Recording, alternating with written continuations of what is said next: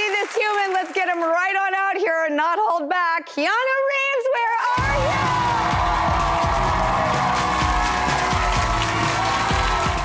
By the way, did you know that it is literally like almost to the day the 35th anniversary That's of crazy. that obscure masterpiece, Babes in Toyland?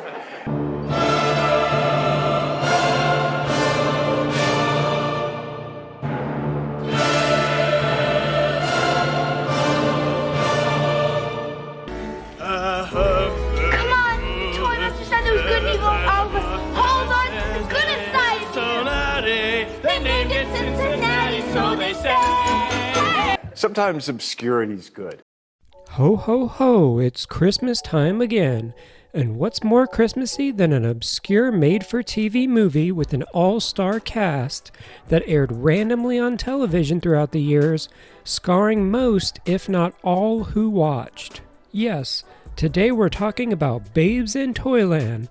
No, not the operetta, or the 1934 Laurel and Hardy film. Nope, not the 1962 Disney musical, and not the direct-to-VHS animated one either. They make about as many of these as they make Nutcracker movies. We're looking at the NBC 3-hour fever dream that aired in 1986, with the cast so good that it's shocking just how bad this movie is. And I say that with nothing but love for this movie. A movie that I've watched annually for at least 15 years, if not more. I used to catch it in between the most obscure Rankin and Bass specials during those early morning or late night time slots reserved for whatever they had lying around. It wasn't until I was in my teens that I found out the movie shown annually was actually an abridged version of its almost 3-hour original runtime, including commercials. A movie meant to rival The Wizard of Oz, a holiday staple for other networks. Babes was going to be big, and then it got overshadowed by a football game, and those who did tune in were put off by its meandering plot, bloated runtime, and baffling production decisions. This one is up there with the Star Wars Holiday Special as one of the worst, but also one of the best Christmas movies ever made that has absolutely nothing to do with Christmas. So settle in for a treat as we take a bite out of 1986's Babes in Toyland. The story follows a 12-year-old Drew Barrymore who's just too darn mature for her own age. After an overture of the score and a newscast telling everyone to stay home, Drew, whose character name is Lisa, but I will be calling Drew because there is little to no acting in this movie, immediately leaves her house to warn her sister of an oncoming snowstorm. Prior to this, we are introduced to her entire family. Mom is played by Eileen Brennan, who would have been about 51 at the time, and she's raising all these kids by herself, and her siblings Joey and Mary. Joey will never be mentioned again, so don't worry about him. I'm hungry, Mom. Okay, Joey. Before leaving for work, Mary tells her sister that her Christmas gift is a wonderful surprise. Don't ask what it is. It's a surprise. And then proceeds to tell her exactly what it is. It's a sled. Drew rushes off to the shittiest toy store ever. They literally have a section called Plastics where they sell giant inflatables. My name is Mark, I'm 20 years old, and I'm in a relationship with 15 inflatable animals. Just like Barney. Mary works with a young Keanu Reeves. Who could resist his advances? The Delilah of the Five and Dime. Drew rushes over to tell her sister that the power line came down and the house is on fire. The owner of this fine establishment is Barnaby, a genius moneymaker who is somehow flipping all this trash and getting away with sexually harassing his female employees. Doing your job is pleasing me, which in your case would not be difficult, you know what I mean? No, I don't. Mary quits her job after being sexually harassed and steals Drew's surprise sled. Oh, Mary, a mountain master. They perform an amazing musical number on the way home. I come from C-I-N-C-I-N-N-A-T-I, Cincinnati, the best town in Ohio, USA. Hey, the girls are pretty, pretty in this gritty little city. The fellers are the feistiest I've seen. The back of the Jeep flies open, interrupting their extremely festive and entirely Christmas-related song about Cincinnati, and Drew goes sliding down a hill to her death. The end. I'd like to thank my patron Blake Partridge. If you want to, you can support me on Patreon by... Oh, wait, what do you mean the movie's not over? Drew Barrymore just died. Okay, it looks like she just goes into a Wizard of Oz coma dreamscape, where all her subconscious turmoil is going to get elaborated on through song and dance. Every child's dream is Toyland. This is where Babes in Toyland plays its full hand. It's actually about a town of furries who are constantly terrorized by the Drew crew. These furries are just going about their lives. Police Bear never hurt anyone. Well, I hope he didn't. ACAB stands for All Cops Are Bears, right? They're supposed to be Mother Goose characters, but they clearly just rented a ton of mascot costumes. There's Football Lion, Detective Frog, and even Cowboy Bear in full leather chaps. Okay, that one has to be a fetish thing. Drew crashes into a wedding cake and finds out that the equivalent of her sister Mary is being forced to marry this world's version of Barnaby. Barnaby is clearly evil, and does he have the thumbnail to prove it? Georgie Porgy is introduced by assaulting Drew. Move, I'm gay. He keeps cookies under his hat and is the chief taster at the cookie factory, a job that will be addressed later during the economic analysis of Toyland. Georgie's outfit is clearly too small for him, and he has an extreme camel toe through the whole movie. She had a frontal wedgie, a camel toe. That's right. Oh no. Fix yourself, girl. You got a camel toe.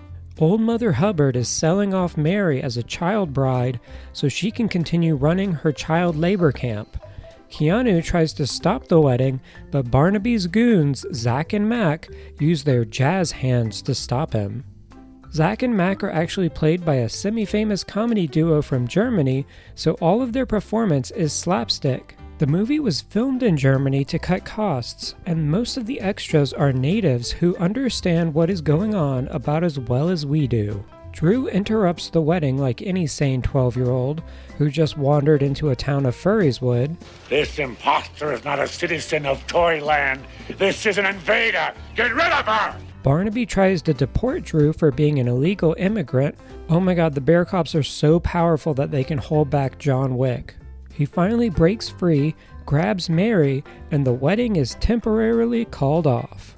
I love the little Fez monkey just waving his fist in the corner of the screen. These furries are like a non-stop source of entertainment throughout the movie. They then have a full musical number and parade for running off the rich sexual harasser. Let's hear it for Lisa! A woman being celebrated for protecting women's rights is probably the least realistic part of this entire fever dream.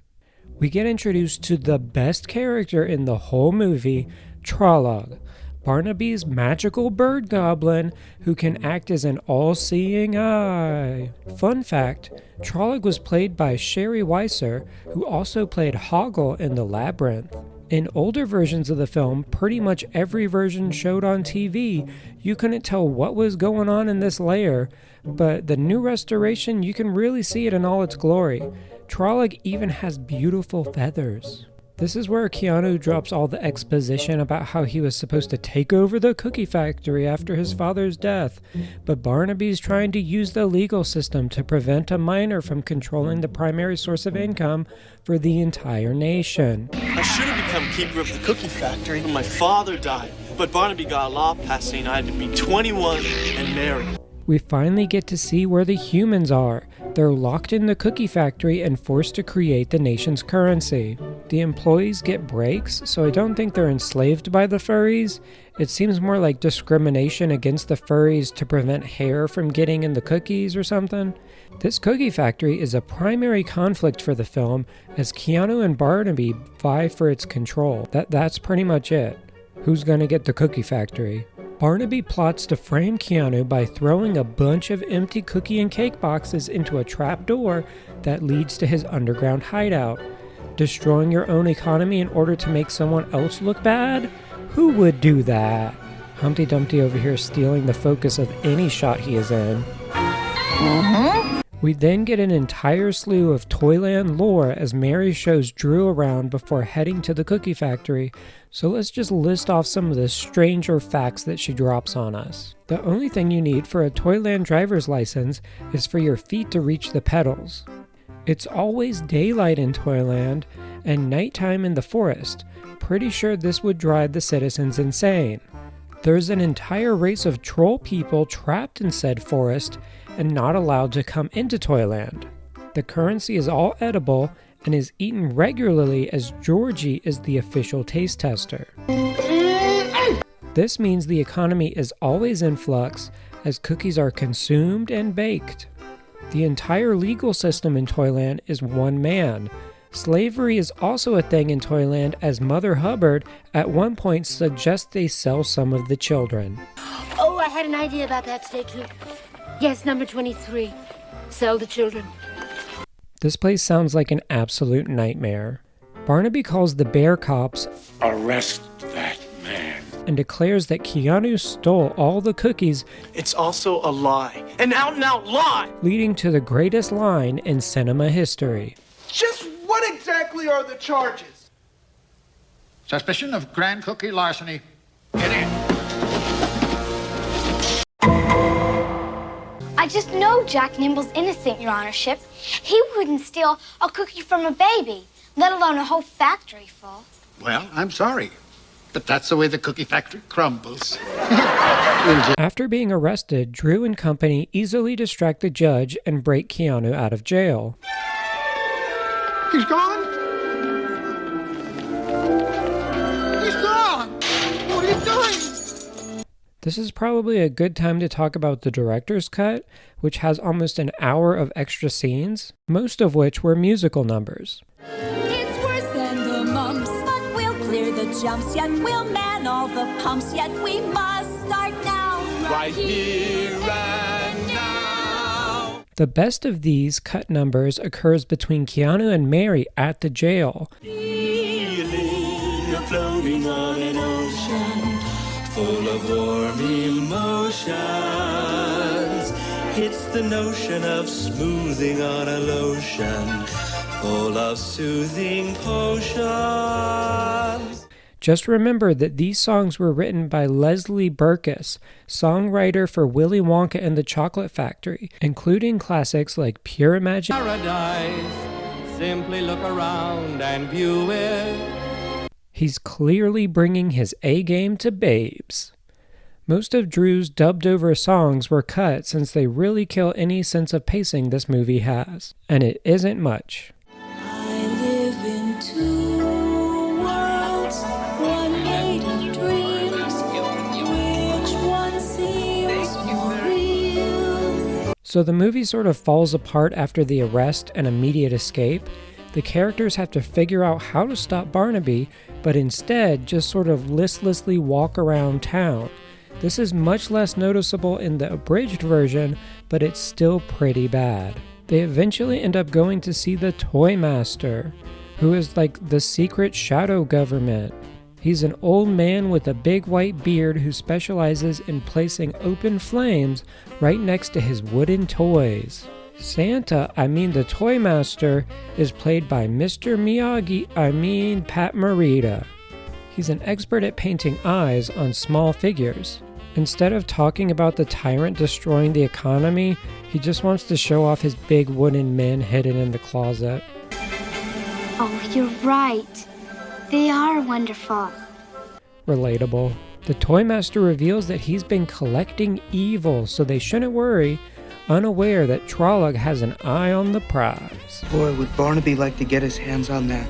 Don't worry, Georgie Porgy, you great fat. I love how he just totally forgets this was supposed to be a Christmas movie, just like everyone else starring, producing, and watching. What was I doing? Oh yes, Christmas. Georgie starts eating evidence. There were just 2 left. I thought they might be evidence. Georgie, you're eating the evidence. And they decide to go back to the cookie factory to investigate the crime scene. The twins drop Keanu down a hidden chute leading straight to Barnaby, who decides this is a great time to sing about his grand plan. 'Cause I have created a monster beast. To turn all the furries into monsters. The truth comes out. Barnaby just hates all the teddy bears and is doing this as a discrimination tactic. You run this rotten, evil forest, and you stole all those cookies to discredit me and feed things like that. Okay, Keanu, no need to be racist. Maybe Barnaby is just standing up for another marginalized community. I really shouldn't have jumped to conclusions about the socio-political conflicts between furries and troll people in Toyland. The rest of the cast just drive around in their toy cars looking for Keanu. Like half of this movie is just them driving around. Until Mary decides to break into a bowling ball. He's not here! Drew and Georgie head back to the Toy Master to deliver more exposition when they're interrupted by Barnaby and his twins, who tie everyone up and steal the evil bottle. Oh, the beautiful flask of evil. You don't need any more evil, Barnaby. You've got enough of your own. Trolloc is put in charge of making sure no one escapes, but instead, he actively tries to help them by cutting the ropes. The Drew crew don't understand sweet Trolloc. We'll take his eye out. Barnaby's little beauty. And paint over his eyeball before locking him in a crate to suffocate to death. Over here, Trolloc. Right here, towards your room. That's just straight murder right there. They just murdered the little guy who helped them escape. We then get the worst cut in the entire movie. Ah, Georgie, you are a very brave fellow. This is where a large chunk of the original broadcast was skipped over, including Drew's big number that she didn't sing. I know where I am in fantasy, and what I don't like I can always change. I assume rebroadcast just put a commercial break here so it's not as jarring. Drew and Georgie head off to the forest to save Keanu and Mary, only to quickly get captured. Flop. Flop. Barnaby sprays them with his goblin gas, but Drew is immune since she's from Cincinnati, obviously. I guess I'm immune because I'm from Cincinnati. Yes, Cincinnati. They could always be. She then helps the others regain their sanity in what can only be the most emotionally resonant reprise of any show tune in history. It's good inside of you. They named it Cincinnati, so they say. Mary, we love you. Come on.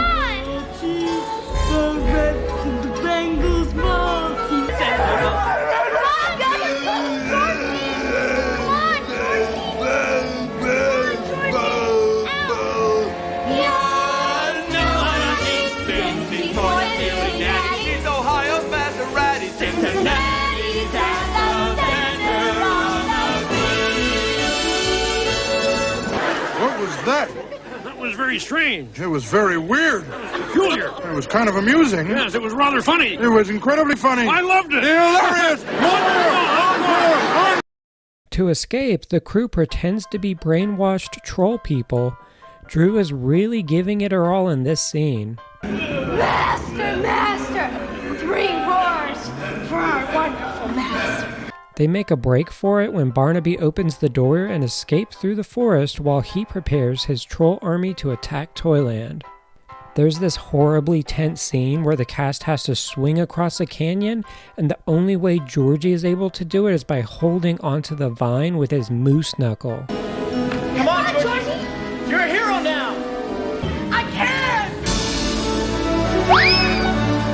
Instead of anyone actually doing anything productive or interesting, there's just an extremely extended chase scene that plays out more like a Benny Hill sketch than anything else.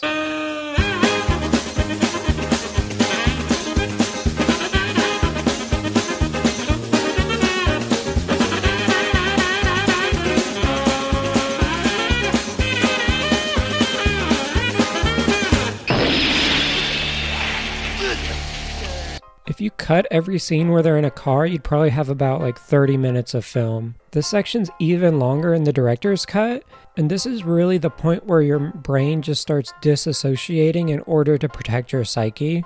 I alternate watching the regular edition and the extended one each year, and this is usually the point in the movie where I'm just like dying for it to be over already. The crew makes it to the toy maker, who tells them that the toys can't save them unless Drew believes in them. Toys cannot protect us from anything. As long as there is one person within these walls who can't believe in them. Who doesn't believe in toys? What is that even supposed to mean? She clearly understands there are toys in front of her. I guess she has to believe that they can come to life so that the closeted army men can use their firearms? Pat gets a whole musical number here, playing with all his toys while the town is being invaded by marginalized aliens. Then Drew drops an A-bomb of emotion with one line. I guess life just made me grow up too fast. The irony of her having to grow up too fast is not lost on me. This was probably around the time when adults started feeding her drugs so that she could do more and more work. Being a child star is so messed up. She ends up believing in toys, whatever that means, and the soldiers come to life with real guns. Meanwhile, the furries have been building a blockade to keep out the swamp people. It's about as effective as you'd imagine. The Toy Master shows up with his army and they open fire on the unarmed troll people.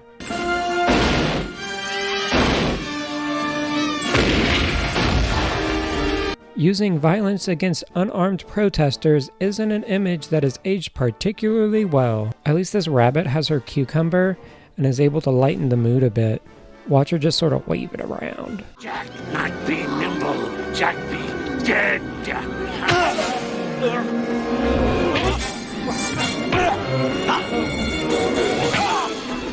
The minorities have been run out of Toyland and everyone celebrates. Yay!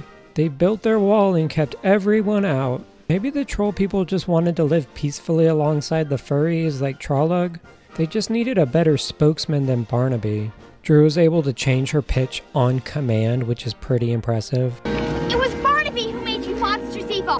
He's the one to blame for this horrible mess. No one else. Keanu and Mary get married, and Drew says her goodbyes.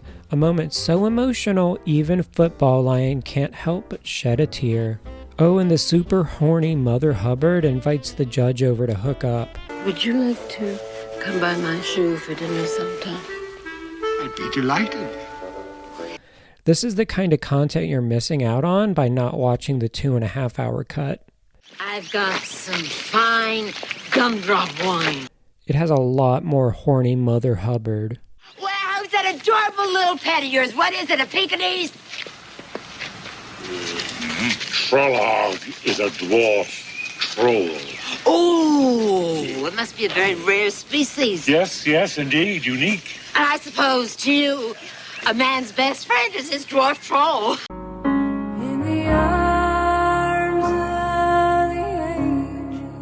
Drew hops a ride with Santa, who uses wooden reindeer to get back to reality. Turns out it was all just a dream. Drew Barrymore didn't die, and no one was worried enough about her well-being to take her to a hospital after she fell out of a moving vehicle and ran backwards into a tree. Talking toys and Mother Goose people. And horrible monsters tried to eat me alive.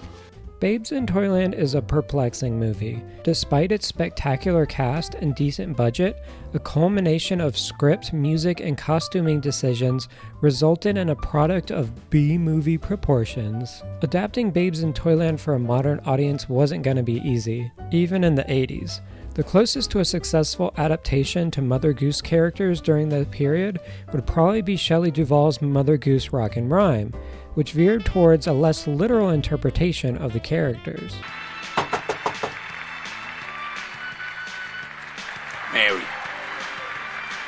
Mary, there's someone at the door. Probably the landlord looking for the rent. Get the door, Mary. What are you doing? Following you. Remember, everywhere that Mary went, the lamb was sure to go. I'm going. This version of Babes just decides to use the nursery rhyme characters as background fodder instead of actually focusing on them, which is probably for the best considering the live-action Cat and Mickey Mouse that appeared in the Laurel and Hardy version.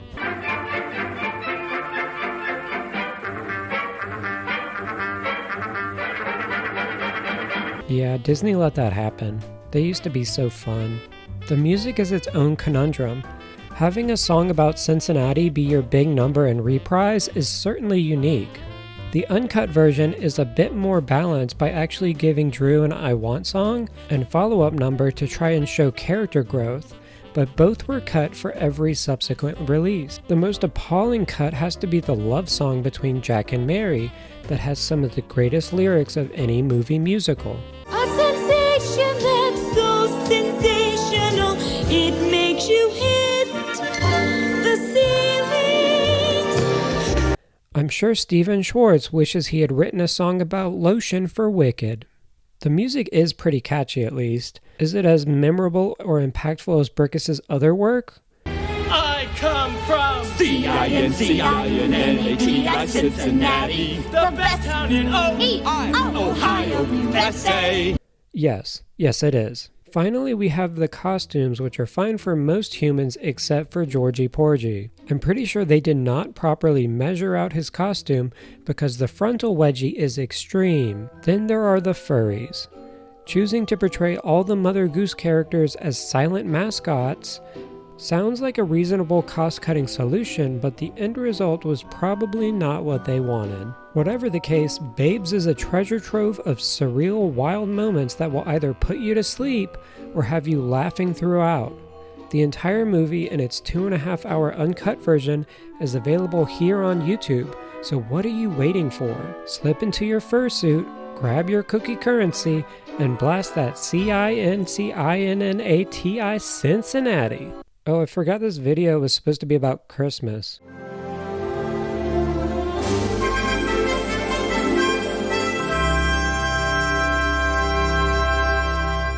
Thanks for watching the video. If you enjoyed this one, check out my Mom for Christmas video from last year. It's not a good video, but it's a wonderful film. Maybe just go watch the movie instead of my video. I'd like to thank my executive producer, Blake Partridge. If you'd like to support the channel, then check out patreon.com/obliviousben. Also, shout out to the artist for these avatars, Moe Chicken. I hope you have a happy holiday and have a happy new year. See you next time.